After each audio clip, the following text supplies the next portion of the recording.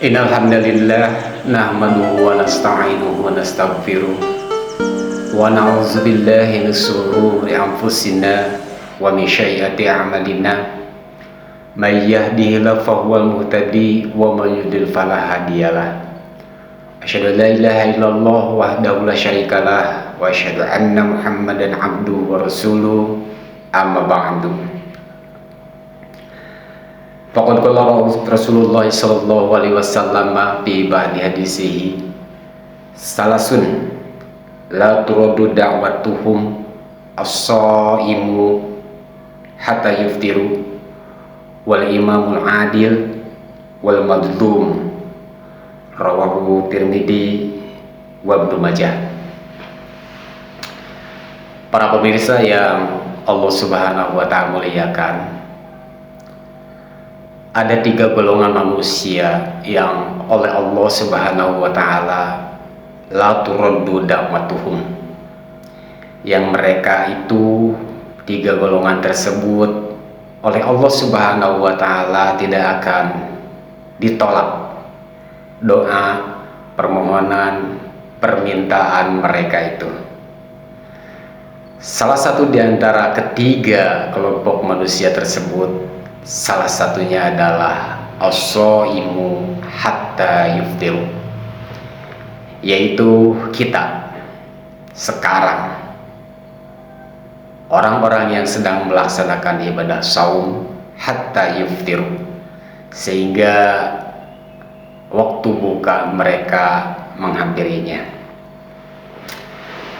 Ada apa sebetulnya dengan orang yang sedang melaksanakan ibadah saum, ibadah siang, sehingga Rasulullah Shallallahu Alaihi Wasallam menobatkan mereka, menempatkan mereka sebagai salah satu, bahkan nomor 1 di antara 3 golongan manusia yang tidak akan Allah Subhanahu wa ta'ala tolak doa dan permohonan mereka.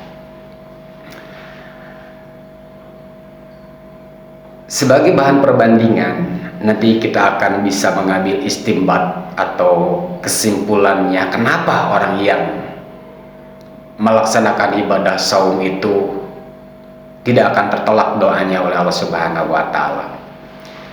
Perbandingannya yaitu hadis Rasulullah Shallallahu Alaihi Wasallam yang diriwayatkan oleh Imam Muslim dan terima dari Abu Hurairah, bahwasannya kana rajulun ala ahdi Rasulullah sallallahu alaihi wasallam tulus safar al-ghabara al-as'as yakulu minal haram wa yasrabu minal haram wa yalbasu minal haram yamudu yadahu ila samai ya rabbi faqala anna yustajabu dalika wa masrubatu haramun wa makulatuhu haramun wa malbasuhu haramun. Adalah seorang laki-laki di zaman Rasulullah Shallallahu Alaihi Wasallam, tulus safar, keadaannya dia mempunyai kebiasaan tulus safar, sering dia itu melakukan perjalanan jauh. Al-ghabara, kemudian pakaiannya pun compang-camping, al-as'asa, kemudian wajahnya itu atau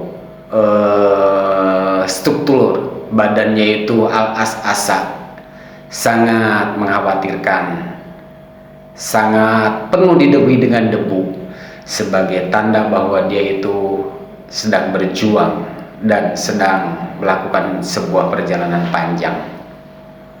Nah, 3 keadaan ini adalah sesuatu yang memungkinkan atau suatu keadaan yang apabila dia berdoa atau dia memohon kepada Allah Subhanahu wa ta'ala dengan 3 keadaan ini, itu adalah sebagai indikasi atau sebuah kategori ketika seseorang dijabah doa oleh Allah Subhanahu wa ta'ala. Tapi keadaan dia itu ada sesuatu yang menghalangi, sehingga doa dan permohonan dari Allah Subhanahu wa Ta'ala, doa dan permohonan dia tertolak oleh Allah Subhanahu wa Ta'ala. Bahkan ada sesuatu yang mustahil untuk dikabulkan semua permohonan dan permintaannya. Pada suatu waktu, orang yang melakukan perjalanan jauh ini dan dia keadaannya sangat memprihatinkan dan sangat mengkhawatirkan sekali ini, yamuddu yadahu ila sama.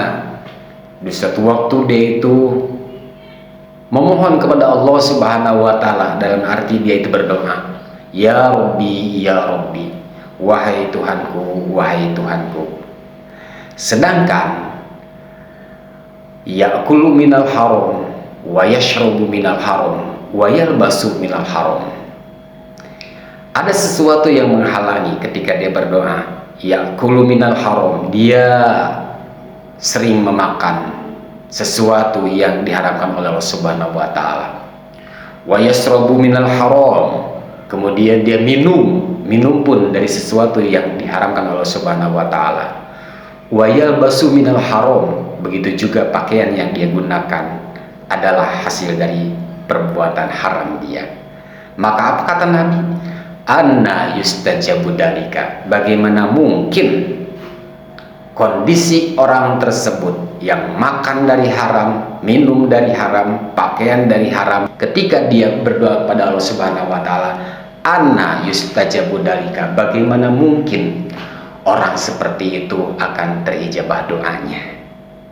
Nah, ibadah iman, para pemirsa sekalian, dari sini kita bisa ambil sebuah istinbat atau garis lurusnya dari kenapa orang yang melaksanakan ibadah saum itu oleh Rasulullah SAW dinobatkan, ditempatkan lan turoddu da'watuhum, tidak akan tertolak doa dan permohonan dia. Sebab apa?